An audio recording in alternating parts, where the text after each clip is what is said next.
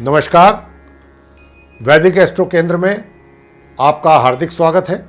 और अभी जो हम आपके साथ चर्चा करेंगे, जो धनु राशि के जातक हैं, जिन सेजिटेरियस साइन, उनके मासिक राशिफल की हम चर्चा करेंगे और व्यवसाय से आरंभ करेंगे कि आपका व्यवसाय इस माह कैसा रहने वाला है।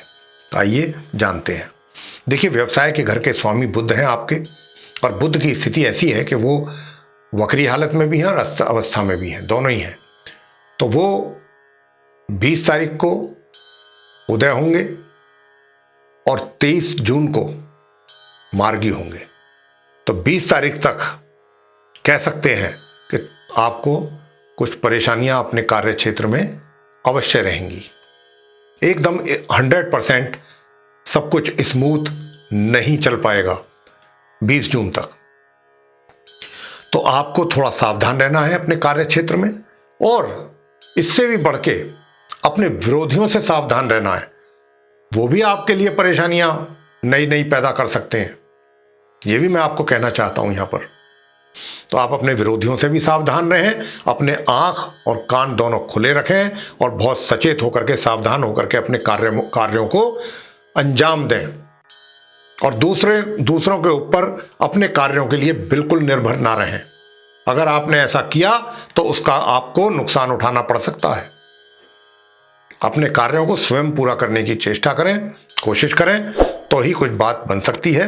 बाकी 20 जून के बाद परिस्थितियां कुछ ठीक होंगी, सामान्य होंगी। और अब आपको बता दें आपकी आय के विषय में। आय का जहां तक प्रश्न है, आय आपकी सामान्य रूप से होती रहेगी। आय को लेकर के मुझे किसी प्रकार की कोई रुकावट, परेशानी दिखाई नहीं दे रही है। और 15 जून को सूर्य अपनी राशि परिवर्तन कर रहे हैं और वो फिर शुक्र के साथ युति बनाएंगे आपके कुंडली के, आपके चार्ट में सप्तम भाव में। तो जो मैं देख पा रहा हूं, भाग्य का भी आपको पूर्ण रूप से साथ मिलने वाला है 15 जून के बाद। 15 जून तक तो रुकावटें रहेंगी, लेकिन क्योंकि पितृदोष भी बना हुआ है 6ठे भाव में। लेकिन 15 जून को सूर्य जब यहां से निकल जाएंगे, पितृदोष समाप्त हो जाएगा, शुक्र के साथ उनकी सप्तम भाव में युति बनेगी, तो आपके भाग्य का भी आपको सहयोग प्राप्त होगा और चीजें भी स्मूथ होंगी आपके कार्य क्षेत्र में। इनकम का मैंने जैसा कि कहा कि आय आपकी बराबर सामान्य रूप से होती रहेगी।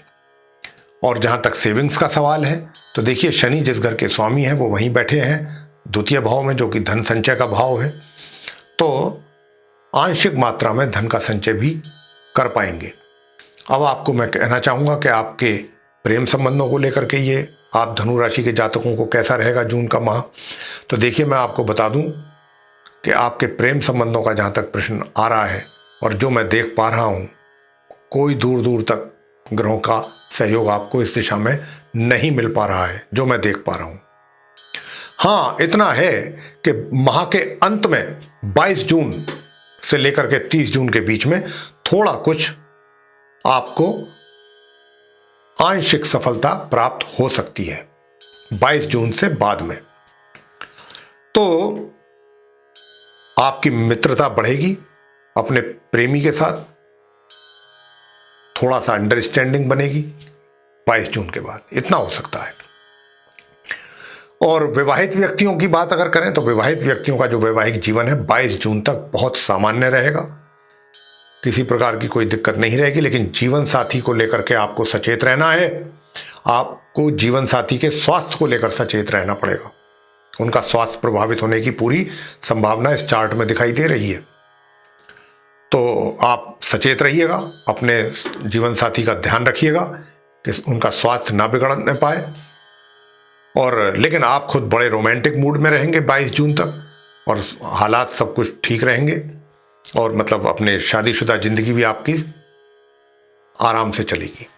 बस स्वास्थ्य को लेकर के थोड़ा सचेत रहना है आपने। आगे आपको मैं कहना चाहूँगा कि 22 जून से 30 जून के बीच में आपको कोई पदोन्नति भी हो सकती है आपके कार्य क्षेत्र में 22 जून के बाद।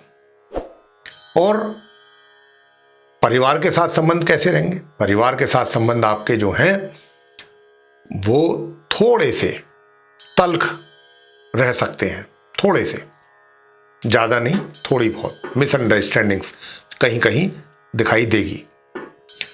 और छात्रों को लेकर के कैसा रहना भाई, छात्रों के लिए तो भाई बहुत गंभीर है मामला, क्योंकि छात्रों की शिक्षा का जो स्वामी मंगल है वो नीच अवस्था में बैठ गए जाके अष्टम भाव में। स्थिति बहुत गड़बड़ है।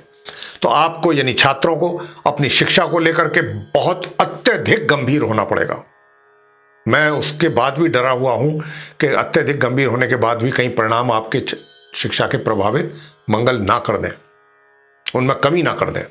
इस बात का मैं थोड़ा सा इसको लेकर के परेशान हूं। और आप जो लोग अपने कार्य क्षेत्रों से जुड़े हुए हैं, रोजगार या व्यापार, वो भी इस पूरे महीने कोई महत्वपूर्ण निर्णय बिल्कुल ना लें, उसको एक साइड रख दें, पेंडिंग रखें। संतान की बात करें, संतान की ओर से भी माता पिता को पूरे माह चिंता बनी रहेगी अपनी संतान के कार्यों को लेकर के, चाहे वो रोजगार में है, व्यापार में है, या वो कहीं शिक्षा में है, उनको लेकर के माता पिता की चिंता बराबर बनी रहेगी पूरे माह।